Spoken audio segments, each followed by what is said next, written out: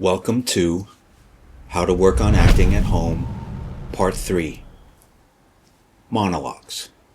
Now, what is so great about monologues? In this video, I'll explain why monologues are so great and how you can work on them at home to help strengthen your craft. Stick around to the end of the video for some recommended movie watching as well as some reading material. So, what's a monologue? A monologue is a speech delivered by one character, revealing their thoughts, their feelings, and their inner motivations. So I imagine some of you might be thinking, I want to be a TV and film actor. Why do I need to worry about monologues? I should be worrying about working on dialogue scenes. Well, here's my 2 cents. Monologues are an essential tool for the actor's training, number 1. Number 2, it's a common misconception that monologues are only reserved for the theater. So, how do you approach a monologue? Why do monologues have so many words? The interesting thing about monologues is when you think of it from the point of view of the playwright and the point of view of the character, it's important to understand that there are so many words, not because the writer wants to hear themselves say all this flowery, beautiful dialogue, but the character is actually compelled to speak. So if you can reorganize your thinking around that absolute reality of why monologues exist, it might generate a real fire and an excitement for working on them. Yes.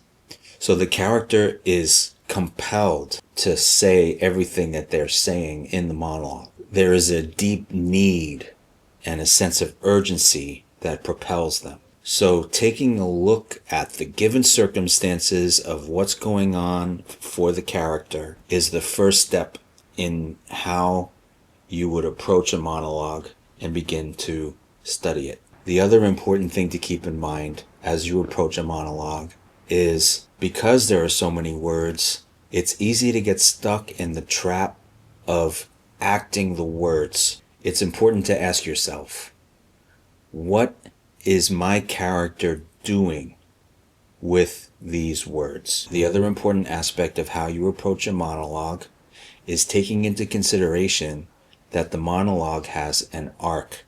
It has an emotional journey. It has a beginning, middle, and end. And like any good story, every monologue has this emotional arc and this emotional journey. So to avoid playing just one note, as you understand the circumstances and you understand what's motivating the character, you can look for clues about what emotional shifts and changes happen throughout the monologue. What's the beginning, middle, and end? Where does the character start? And by the end, where do they end up? So yes, there are many ways to approach the homework of working on a monologue at home. Now, here's another step that you can take when you're working on a monologue at home, which is this. It offers you a massive opportunity to strengthen both your sensory and your imagination muscles. So here's what I mean by that. When practicing a monologue at home, you not only have to imagine that you're in the circumstances of the character, in the world that they're in the place that they're in, you also have to imagine the relationship of who the character is talking to. The sensory experience of creating an imaginary person that is not actually in the room with you is an essential skill that every actor must know how to create. One of the techniques that's used to evoke the weight and the history and the essence of a real relationship is referred to as a personalization. I will definitely get more in depth into the process of working with a personalization in a future video. When you can sit down at home and look at a monologue, break it down, think about the circumstances and the character, personalize the relationship of who the character is talking to, and if you can create the essence of those things while you're alone at home, either just to the wall in front of you or even running the camera and shooting it is an incredible muscle building practice.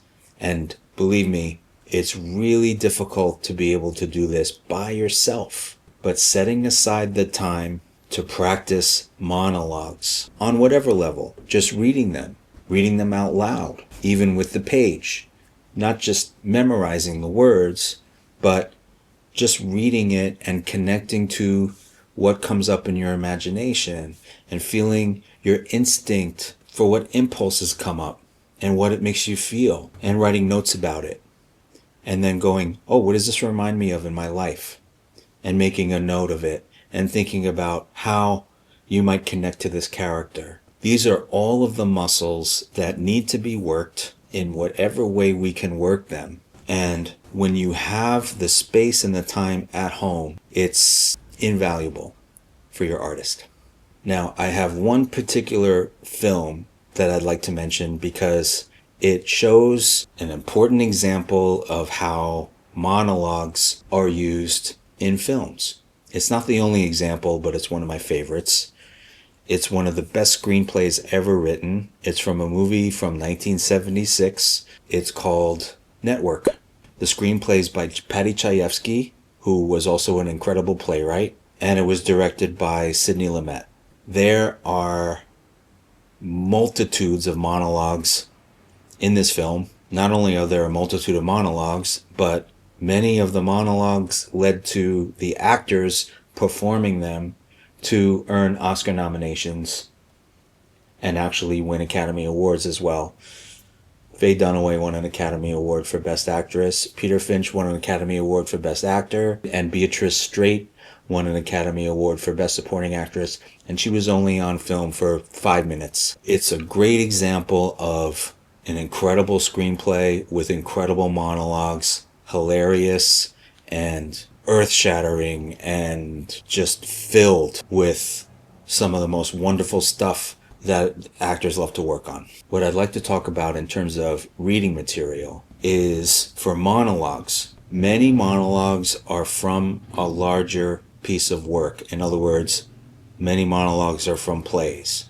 And while I don't discourage any of you from going out and getting monologue books, I will say that if you got a monologue book and you see a monologue that you're interested in that excites you, and you see that it's from a particular play, I urge you to read the entire play before really working on the monologue, because not only is it important for your actor's understanding of how to look at the whole picture and see everything about the circumstances and the arc of the character, it just helps you put the character into the right context, and it can fill you up with things that you might miss if you just take the monologue as it is without knowing the rest of the story. So that's my main thing is, yes, get monologue books, get a bunch of them. There's a lot of them out there, and it can introduce you to great material and a great play that you never heard about. But I urge you to get the play and read it in its entirety, and then you can take the monologue as far as you possibly can, and you'll have the best time. I wish you the best of luck in your monologue journey. If you enjoyed this video, please give it a like and subscribe for more videos like this one. Click on the description below for links to our website as well as our free weekly newsletter. Thanks for watching, and see you on the next one.